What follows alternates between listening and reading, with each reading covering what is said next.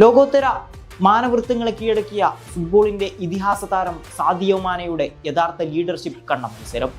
അയാളുടെ നിശ്ചയദാർഢ്യത്തിനും വഴങ്ങി കളിക്കളത്തിലേക്ക് തിരിച്ചു വന്ന പടയാളികൾക്ക് ലഭിച്ചത് സ്വന്തം ജനതയ്ക്ക് പാടിപ്പറയാൻ നയനസുന്ദരമായൊരു കവിതയും. ആദ്യ പകുതിയുടെ 4-ാം മിനിറ്റിൽ സെനഗലിന്റെ ആദ്യ ഗോൾ പിറന്നെന്ന് കരുതിയ നിമിഷം സാദിയോ മാനെ എടുത്ത കോർണർ കിക്ക് ഗയയിലേക്ക്. ഗയെ അത് ഹെഡ് ചെയ്തെങ്കിലും മൊറോക്കോ ഗോൾ കീപ്പർ ബോണോയുടെ പെട്ടെന്നുള്ള കൃത്യമായ ഇടപെടൽ മൊറോക്കോക്ക് രക്ഷാകവചം. അജയ്യമായ മുന്നേറ്റങ്ങൾ അരങ്ങേറുന്നു. തുലാതുലന ശക്തിയിൽ പരസ്പരം ഇരുകൂട്ടരും മല്ലിട്ടടിക്കുന്നു. പ്രതിരോധ കോട്ടയുടെ കെട്ടുറപ്പുകൾ തകർക്കാൻ കഴിയാതെ ഇരുകൂട്ടരുടെയും ഗോൾ മുഖത്തേക്കുള്ള മുന്നേറ്റങ്ങൾ പാതി വഴി അവസാനിച്ചു. ആദ്യ പകുതിയിൽ മൊറോക്കോ തങ്ങളുടെ അനന്തമായ വേഗതയേറിയ പാസിങ്ങിലൂടെ കളി നിയന്ത്രിക്കാനാണ് ശ്രമിച്ചത്. വിങ്ങുകളിലൂടെയുള്ള അവരുടെ മുന്നേറ്റങ്ങൾ സെനഗൽ പ്രതിരോധത്തെ പലപ്പോഴും സമ്മർദ്ദത്തിലാക്കി.